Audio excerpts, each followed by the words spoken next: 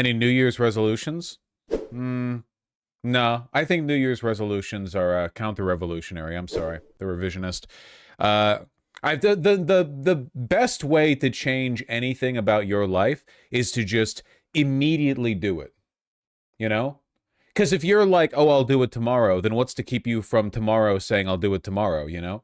You have to, it has to be 7:52, and you're in the middle of having your third burger at In-N-Out, and right then you say, I am now dieting, and you set down the remaining half of the burger, and you just get up and leave, you know? Because you can't say, oh, of course I'll finish this meal, and then tomorrow I'll start dieting. Because then tomorrow you'll be like, well, you know, you need to, you just a jarring break, you know? Stop, we just got an In-N-Out, and I'm trying to stay away. Do you live anywhere in, like, southern Washington, perchance? Because recently an In-N-Out opened up near the 5 over there, and I forgot to stop by it on my drive back up north. My New Year's resolution is to hate the Democrats even more. Yeah. In-N-Out's pretty healthy. It's good proteins and fats, you guys. Yeah, burgers aren't that bad, you know. A burger is not that bad by default, like as a caloric unit, especially if you're getting it from a place like, you know, In-N-Out or McDonald's where the proportions are standardized. The problem is if you go to like a good restaurant and you get like the gigantic grease burger with the bacon and the garlic aioli and the cheese and the so on, that'll kill you. You don't want to eat too much red meat. I'm just saying that like they are a pretty good caloric package. Five Guys thoughts? I could take Five Guys at once. I love the free peanuts. No, Five Guys is delicious, but holy shit is it greasy. You could take peanuts from Five Guys. Have you never seen the Five Guys peanut bucket? Are you not familiar? The what? You people are missing out. It's the peanut bucket. You go to Five Guys, and while you're paying, you know, $18 for your burger and fries that are not worth $18, you get infinite peanuts. Just shove the scoop in. Wish I could eat peanuts, though. You have an allergy? Hold on one second. My beautiful partner has decided to engage in what can only be described as the loudest cooking exercise of all time. Could you find a rattlier tray, perhaps? You'll try? Okay. Maybe one made of, like, multiple pieces that kind of jiggle a little bit when you... Yeah, okay. Love you. Five Guys is so unreasonably expensive. Well, they have to pay for the peanuts! You guys see this shit? Doesn't this look fake as fuck?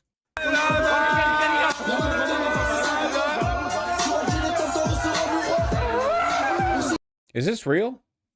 Did this actually happen? Was there a fire at a Swiss ski resort? Because it looks fake. Yeah, it's real? That's crazy. Like 40 deaths? Yeah, I'm reading the tweet. Fire just does that? Yeah, I guess so. Not the victim blame. If I was at a club and I saw the ceiling was on fire, I'd probably, like, leave or something. I don't know. That's crazy. They probably thought it was, like, part of the effects. I don't know. It was insulating foam that caught fire. It's real. You had one job. The fire was at the Proletariat Bar, despite it being a rich Swiss resort town. Damn, that sucks.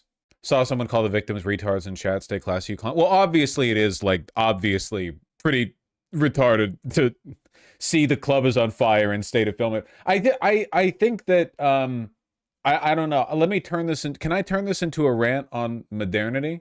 You know, we are so safe that for a lot of people, self-preservation, like, they don't even consider it a priority. Like, they take their safety for granted.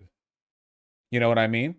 Normalcy by kind of a little bit. Sometimes don't you get the feeling that, like, we are getting kind of, like, socialized out of some survival instincts? Maybe not. Maybe not. I don't know. Maybe like 100 years ago or 200 or 300, maybe people would have done this stupid shit too, you know?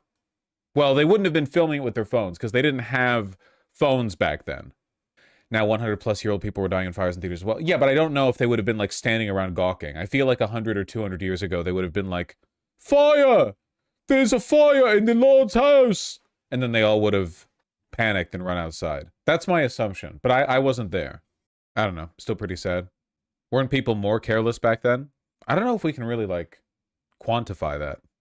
Didn't your fire brigades blackmail the people whose house was on fire 100 years ago? Are you thinking of Emperor Nero?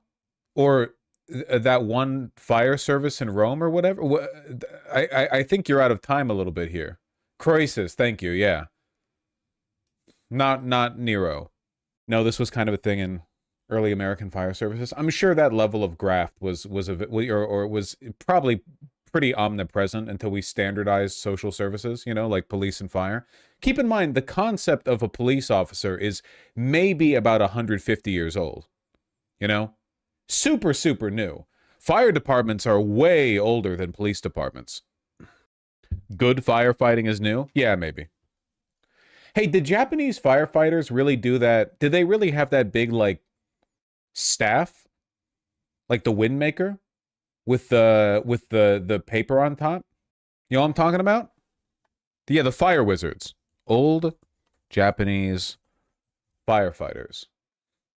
Yes, I saw it in a museum. That's so cool. They had like big mops. Fire wizards? Yeah, see? I guess they did wind magic on the fire to make it go away. Which makes sense, I guess. I thought like wind would make the fire big. But they must know shit I don't. I want to be a fire wizard. Well, there were wind wizards, not fire wizards. One of the deadliest fires in American history was in a Boston nightclub in the 40s, and the first crucial minutes of the fire were wasted because people thought it was funny until it immediately swept the entire floor. Okay, guess we've always been like that. That's cool. So I guess it's not then that the people in the Swiss ski resort bar are particularly retarded. It's just that's the human condition, you know? We see fire and we drop everything we're doing and we go, oh, until it engulfs us. It's very humanizing, you know? It is. I do feel that way. We're all fundamentally the same. Also, what would be a good argument for student loan forgiveness? Had a lot of family members arguing against it and shitting on people who can't pay back their loans. Well, for one, I think there's the fact that they literally don't need to be that. Like, imagine if you had a necessary or very important commodity that was very inexpensive, and then for no reason it got much, much, much more expensive. And it's like, well, yeah, why don't you just take out a loan for it? I don't know. What the fuck? Like, couldn't this be an argument for literally anything? Housing, food? Oh, just pay it back, you know? It doesn't need to be that expensive. Like, I don't believe in student loan forgiveness because I don't believe in student loans. I don't think the government should be paying you know, UW $40,000 a year to pay for your education. I think that you should just get the education. I don't believe in the privatization of the market. It shouldn't be on the market, you know? Look, at the end of the day, these arguments come from an emotional place. There are boomers who think that young people are entitled and feel like they should get everything for free. In reality, the boomers are the people who benefited from the worldview that they're now criticizing. They are the ones who lived in the era where you could do things much easier than you can today. Their housing, far less expensive. Their education, far less expensive. Their healthcare, far less expensive. And now they're sneering at us for being angry when the game has changed. You know, you have to attack the emotional core of the argument, not merely, you know, it's not just a stats-based thing, basically. I think you only have to go back a couple of decades to find most politicians were way more sociable, like way more capable of interacting with regular people. And then something happened. I really do think it was the consultancy boom. I think that in the past, you know what it was? It was the death of the Soviet Union. Absolutely it was. With no real geopolitical rival, the American aristocracy became increasingly insular and disconnected, both from the material needs of their people and even from like the basic, not this again. It's real, man. It's real. If there's an outside threat that contextualizes your behavior, as soon as that's why in 1984, like the point, the big, like the mega nations weren't actually at war with each other. That was the point. If they were actually at war with each other, they would have had to behave rationally to defend themselves. But because they weren't actually at war with one another, they had the ability to insulate themselves from reality.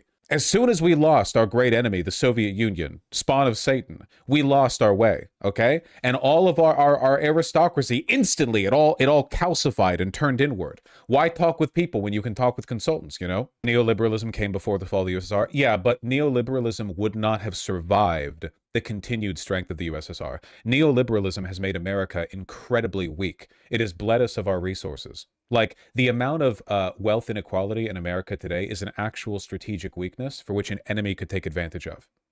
Like, back during the Cold War, America was making moves internally entirely because we were worried about the reputation of our country relative to the Soviet Union like there's an argument to be made, and I think there's a very real case you could make, that a lot of the pressure on Congress to accept the Civil Rights Act was because the Soviet Union was getting a lot of mileage geopolitically out of the fact that we were having this big like fucking internal race war. Like the Soviet Union was like, hey, South Africa, North African countries, you want to stick with the United States when this is what's going on over there? Look at our propaganda posters where there's no racism. There's no racism in the Soviet Union. Take a look at this, the threat of foreign opposition pushed us to be, well, in a lot of cases much worse, but in some cases better. I think that a lot of these negative trends calcified after it became clear that we won. Neoliberalism got way more ghoulish after we stopped having the Soviet Union to battle with.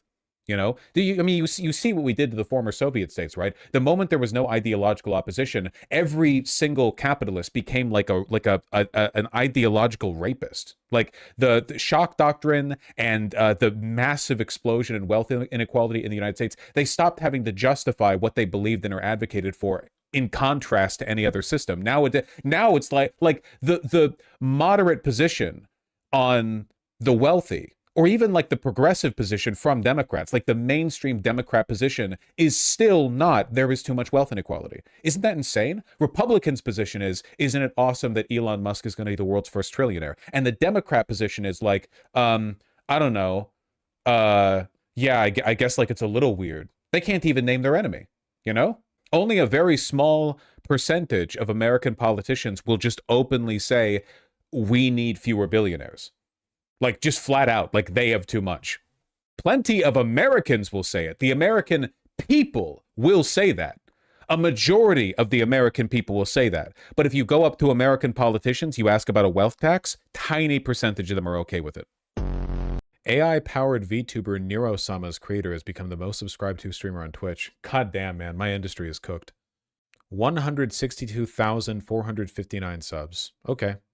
This is almost 100,000 more subscribers than second place Jinxie. Wait, what about people like Kai Sinat or Speed or whatever? Are they not like... Are they just getting lapped? Kai hasn't been streaming for months? Kai's YouTube? Oh, okay. I don't know. Not in the VTube sphere? This just says most subscribed to streamer on Twitch. This doesn't say most subscribed to VTuber on Twitch. I don't understand. Probably the current first, but Kai got the all-time record. I don't understand this at all. Related. AI VTuber Neurosama questions her purpose and says she wants to be real. Why is it always a little girl? Can I ask you something unrelated? Yeah. I don't even want to... I don't know. Is this article satire? I mean, if they have the most subs, then that's that, right? It's a social phenomenon, singular. Ugh. The rise of Neurosama is kind of depressing to watch, even if it's a project by one guy. I just don't understand the appeal. I don't really know. I don't know. People watch Stranger Things season 5. There are people who like that. I don't understand that. There's a lot of stuff I don't understand. Wait, did you not see it? Stranger Things season 5? Fuck no. I saw some clips on Twitter. That's all I need to see. Holy shit, that looked bad. Wait, what happened? Just go look at people smearing the show on social media. I'm not gonna regurgitate. I haven't seen it myself. I'm not gonna just regurgitate the hate tweets. You need to experience them yourself and develop opinions on it. Get in the agenda. People really sleep on Kirby music, I do not hear that shit getting rep nearly enough. People like, here's my cover of Zelda or Mario. Okay, that's great. They're not bad. It's not bad or whatever. But you need to go with you're sleeping on it, okay? My beautiful partner is trying to impede my dietary progress by making candied bacon. That's what I woke up to this morning, by the way. Caramelized bacon. Maple syrup glaze, brown sugar. What the fuck, right? I'm going to try to not eat any of those because a single strip of that has got to be like 300 calories on its own. I mean, it's a dense brick of sugar and fat. Wow, that sounds great. Yeah, it sounds pretty good. Oh no, my lobster's too buttery. I gotta work. New year. New year. This is like 3 fucking slabs of bacon. All right? Gotta put the work in. Damn, you're a lot fatter than you look. That's what I keep telling people. For months now, I've been like, I've been like, you know, I'm gonna work out, I gotta lose weight. And then people in chat are like, you've already lost weight. Yeah, well, for sure I have, but I've got like broad shoulders and a big barrel chest, so I'm wearing a large item of clothing. Of course, I look like you know, I look like my waist tapers. Yeah, I want to be snatched because you look good. I know I look good. I don't think I look bad. I get complimented all the time. You're not fat, lol. Listen, okay? It's not about being fat, all right? It's like being rational, okay? It's not a property of who you are, all right? It's not about being fat or not being fat. It's, is there fat where I don't want it? And the answer is yes. Whether or not that makes me fat or not is immaterial, okay? Whether or not it gets in the way of a solid 32-inch circumference waist button closure on a pair of pleated trousers is. That's what we're working on right now, okay? Transplant the fat to the penile area. No, I've got enough of that. My big problems with the pants proportioning, all right? It's that I've got big love handles and my dick and balls are way out there. I mean, they're like very prominent. And it's not even, the deep state doesn't like it when I talk about this. But, and I'm serious because I've tried on lots of ready-to-wear trousers or anything like that, okay? The problem is that the dick and the balls, it's not that they're huge, they are, but it's not that, because I'm a grower, not a shower. It's they're too forward, you know? So between that and the love handles, right? There are some proportional imbalances when trying to put the pants on, you know? It has nothing to do with whether I'm fat. It's just the proportions. Now, fat distribution is, you know, it's genetics, and it's a lot of it's kind of random. You're just rolling dice on how your body's built. But the more weight you lose, generally, the more proportional your body gets, right? Because you're eliminating the effect of genetically unequal fat distribution. You know, on average, the way clothes will fit on you will be more consistent the less fat you have on you. But I don't think there's anything wrong with being fat or with having fat. If anything, it would be easier for me if my fat distribution was more typically male, like smaller love handles, but more of a like tummy, you know? Because relatively, I've got like a flat tummy compared to my, it's not saying it's flat, it's not flat, but like relatively it's flat compared to the love handles thing, you know? And that's why we're doing calisthenics. We just saw it wasn't flat, don't worry. That's right, I provided evidence. I'm fit-ish, but I have 9 months to get as fit as possible. What do you recommend? I live in a European country, so I don't have to work until I restart college. Bluebirds, do you promise to use your fitness acumen for good and not for evil? Because you've been sus posting, you know? If I watch Vaush and Nick Fuentes, does this make someone a centrist or a schizo? That was the first message. I just want to know, okay? Are you going to use your muscle, your muscular development, to build a socialist utopia, or will you use it to, you know, make moves on Fuentes at the next America First meetup? I just want to make sure that, because muscle is a tool, and I want to make sure the tools are being used in an ethical fashion. That's all. I think your partner doesn't want you to lose weight. Yeah, it's fucked up. I'm like, I want to lose weight, and then my partner's like, lose these. It's impossible to get anything done around here, I swear to God. They're so real for that. Yeah, it's rough out here. We're bringing Whimsy back. Stop motorboating me. The funny thing is, I actually can't motorboat. I can't do like raspberries because of my mustache. You can't. The facial hair breaks what needs to otherwise be a clean seal from your mouth to whatever it is you're raspberrying. If you have a bushy beard and like a dense mustache, you can't really do it.